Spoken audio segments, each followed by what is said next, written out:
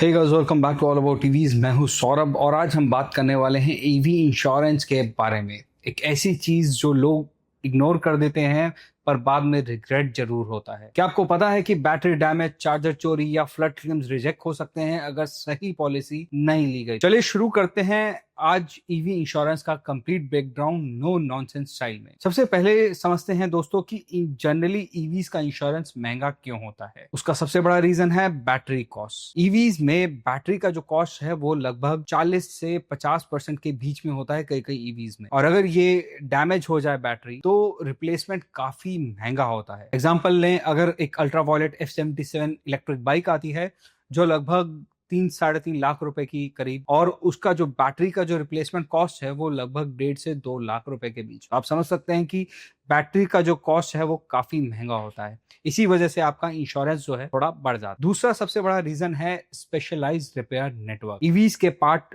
General ice vehicle के comparative काफी अलग होते हैं, और इसके जो मैकेनिक्स है, ट्रेन मैकेनिक्स, उनकी भी काफी कमी होती है, जिसकी वजह से उनका लेबर कॉस्ट बढ़ जाता है। लेबर कॉस्ट बढ़ गया, बैटरी की कॉस्ट बढ़ गई, तो ये रीजंस है जिनकी वजह से आपका जो इंश्योरेंस कॉस्ट है वो थोड़ा ज्यादा हो जाता है। एक और रीजन है जैसे बैटरी डिप्रिसिएशन। 5 से 6 साल के बीच में बैटरी की जो कैपेसिटी है वो जनरली ड्रॉप हो जाती है, जिससे आपको रीसेल वैल्यू बहुत ज्यादा गिर जाती है। लगभग 40 to 50% वैल्यू आपकी गिर जाती है 2-3 साल में ही। तो इंश्योरेंस का जो रिस्क है वो काफी बढ़ जाता है। इसीलिए इंश्योरेंस कंपनीज जो हैं वो आपकी ईवी की जो इंश्योरेंस है उसको थोड़ा सा हाई एंड पे रखती है। तो ये कुछ रीजन थे जिनकी वजह से आपका इंश्योरेंस जो है ईवी का वो थोड़ा महंगा होता है as compare to ICE vehicles का जो इंश्योरेंस होता है। अब बात करते हैं दोस्तों की स्टैंडर्ड पॉलिसीज जो आप लेते हैं ईवी की, जो जनरली पॉलिसी लेते हैं, उसमें क्या क्या ऐसी चीजें हैं जो जनरली छुपाई जाती हैं आप लोगों से, और कुछ ऐसे एड ऑन जो हम आपको जरूर लेने चाहिए। पहला, अगर मैं पॉइंट की बात करूं, बैटरी एक्सीडेंटल डैमेज जो है ये नॉर्मल पॉलिसी में एक्सक्लूडेड होता है। जानकर बहुत शॉक लगेगा आपको कि अगर आपका बैटरी जो है वो शॉर्ट हो जाता है या कोई कॉलिजन डैमेज हो जाता है तो क्लेम सिर्फ तभी मिलेगा जब आपने बैटरी कवर का एड ऑन जो है अपनी इंश्योरेंस में लिया था। अगर आपने स्टैंडर्ड इंश्योरेंस ले रखी है, जीरो डेप वगैरह, तो आपको वो बैटरी का जो डैमेज है वो इंक्लूडेड नहीं होगा। दूसरा सबसे बड़ा है होम चार्जर और केबल जो है वो इंक्लूडेड नहीं होती स्टैंडर्ड इंश्योरेंस में। आपका अगर चार्जर है, उसका फ्यूज उड़ गया है, केबल कट हो चुकी है, तो वो डिफॉल्ट पॉलिसी में कवर नहीं होता। और अब जो मैं बताने जा रहा हूँ, फ्लड और वाटर डैमेज, ये भी एक्सक्लूडेड होता है आप ईवीज की स्टैंडर्ड पॉलिसी। मॉनसून में ईवीज ज्यादा वनरेबल होते हैं, पानी भर जाता है, ईवीज नीची होती हैं, तो कई बार पानी जो है वो बैटरी के अंदर चला जाता है। हालांकि बैटरी जो है वो वैसे बनाई जाती है कि वो वाटर डैमेज वगैरह को, कम वाटर डैमेज, फ्लड एरिया में ज्यादा डैमेज होता नहीं है बैटरी को। लेकिन इंश्योरेंस कंपनीज जो हैं, अगर आपकी बैटरी डैमेज हो जाती है फ्लड एरिया में, या कोई फ्लड आ गया या कोई वाटर अंदर चला गया, तो एक्ट ऑफ गॉड क्लॉज के अंडर इंश्योरेंस कंपनी इसे एक्सक्लूड कर देती है। तो उसके लिए आपको बैटरी डैमेज का एड ऑन लेना ही पड़ेगा। फोर्थ पॉइंट है कोपे क्लॉजेस। इंश्योरर्स जो हैं आपसे नॉर्मल जो है 10 to 20% रिपेयर कॉस्ट का आपको भरने को बोलते हैं अमाउंट। एग्जाम्पल, अगर आपका 1 लाख का क्लेम आया तो वो बोलेंगे 20,000 जो है वो आपको अपनी पॉकेट से भरना पड़ेगा। तो ये कुछ चीजें हैं जो स्टैंडर्ड पॉलिसीज में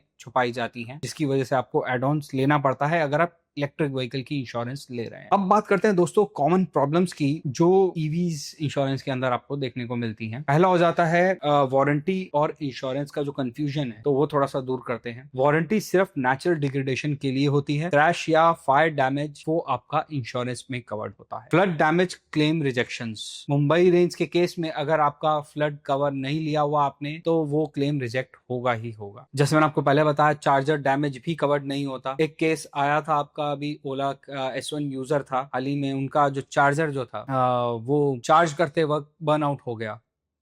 आइडली तो आप बोलेंगे कि कंपनी को ये कवर करना चाहिए, तो कंपनी पॉलिसी में भी ये क्लॉज होता है कि ये कवर्ड नहीं होता।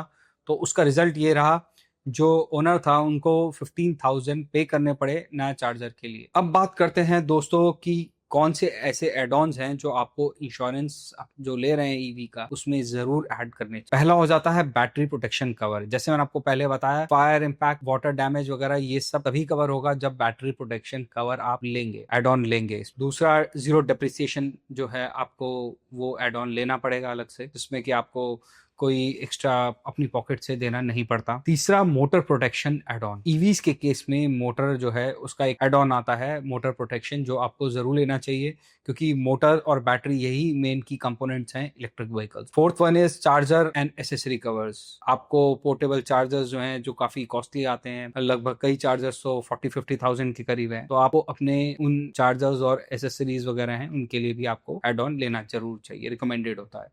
Fifth one is RSA, road side assistance, mobile charging van, towing etcetera. ये सब चीजें जो हैं आपकी कवर होती हैं अगर आपने ये एड ऑन ले रखा है तो। हालांकि कुछ ब्रांड जैसे ओला, एथर, टाटा, महिंद्रा ये कुछ बंडल प्लान्स ऑफर करते हैं। अगर आप ओला का कुछ प्लान ले लेते हैं, केयर को करके कुछ प्लान आता है वो लेते हैं, तो ये सब चीजें उसमें कवर्ड हो जाती हैं। अब समझते हैं दोस्तों कि आपको क्या क्या चीजों का ध्यान रखना है इसकी, ताकि सही पॉलिसी ले पाए। पहली चीज का आपको जो ध्यान रखना है वो है IDV, यानी insured declared value. Insurance companies क्या करती हैं, जो व्हीकल का पूरा कॉस्ट है उसमें से वो बैटरी का कॉस्ट जो है वो एक्सक्लूड कर लेती हैं, और जो IDV वैल्यू है वो काफी कम लगा देती हैं आपकी व्हीकल की, जिससे आपका इंश्योरेंस अमाउंट है वो बहुत कम हो जाता है। और आप सोचते हैं कि यार ये इंश्योरेंस कंपनी मुझे बहुत कम अमाउंट में इतनी अच्छी इंश्योरेंस दे रही है, सारी चीज़ें कवर कर रही हैं, बट आपको ये पता नहीं होता कि आपकी IDV वैल्यू जो है वो कंपनी ने कितनी लगाई है, क्या उसमें बैटरी कवर करी है या नहीं। एग्जाम्पल के केस में अगर आप लेते हैं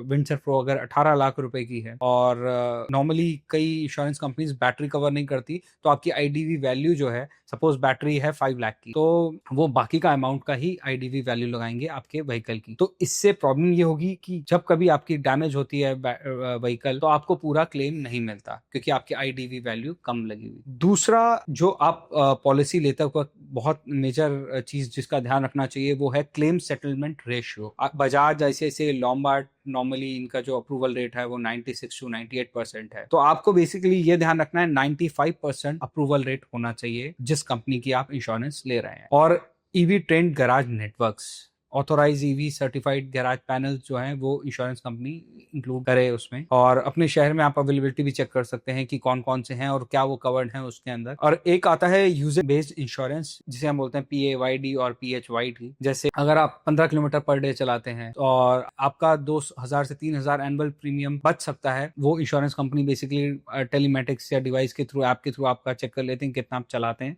तो उससे आपका थोड़ा सा इंश्योरेंस अमाउंट जो है वो कम हो सकता है। अब बात करते हैं दोस्तों फ्यूचर ऑफ EV इंश्योरेंस की, कि आपका जो EV का इंश्योरेंस है ये किस डायरेक्शन में जा रहा है, क्योंकि नया EV व्हीकल्स अभी आए हैं और इंश्योरेंस का फ्यूचर क्या है। तो अब क्या है, टेलीमेटिक बेस्ड प्लान आने वाले हैं जिसमें कि आपका ड्राइविंग बिहेवियर के हिसाब से आपका प्रीमियम डिसाइड होने वाला है।